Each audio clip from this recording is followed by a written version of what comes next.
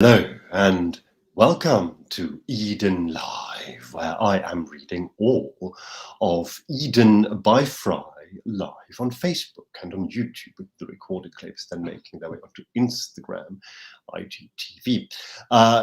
Today we are going to read the third of three short literary interludes that appear in Insomnia. And because they all appear at the beginning of the volume, they should really be called preludes, I suppose, in this instance, but be that as it may. And this is also, as it happens, the one here now, one of only two, maybe three, but I think it's two short segments that are actually borrowed from other pieces of writing that have effectively found their way into Eden by FREI, although they were originally composed for another piece of writing. And I'm not going to tell you which ones the other ones are, nor which one the other one is.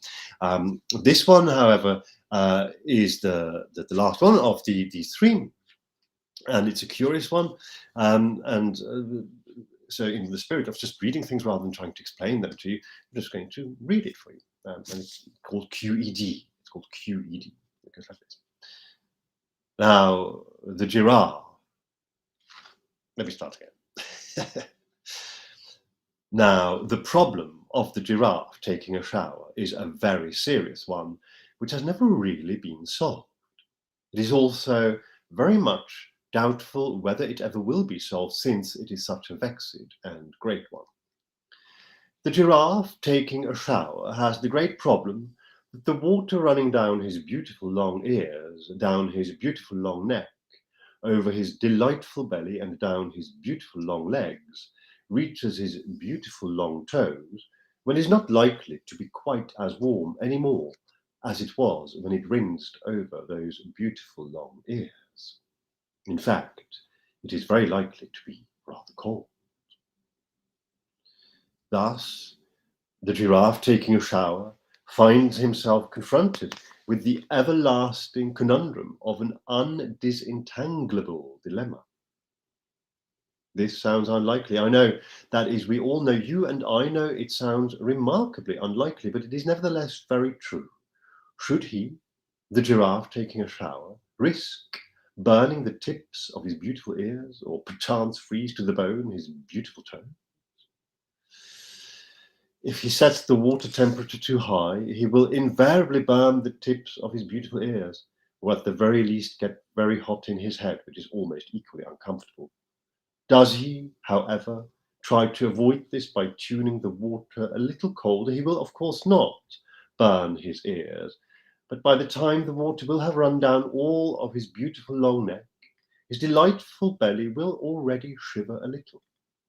And when the water finally reaches his beautiful long toes, it will be plain cold, and he will awfully chill his sensitive foot ends.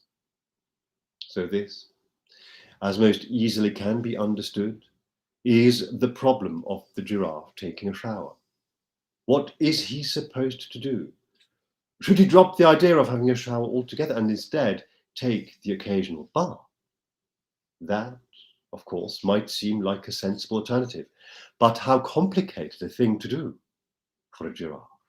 No one could expect him to just simply fold his neck when he wants to wash it. And how can he reach his beautiful ears when his beautiful long legs still are not half as long as his beautiful neck? Oh, I can tell you, a giraffe has no easy life to live. His problems are many, and none of them is a small one, let alone short. He or she, the giraffe taking a shower, is a poor creature, just like you and like me.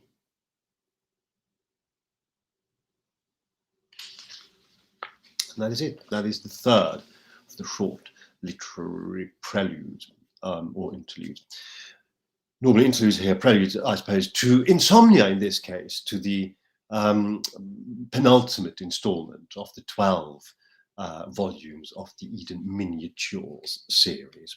We continue with this on Monday, today being a Wednesday. I hope you join me again. Until then, take good care, love and let love, and see you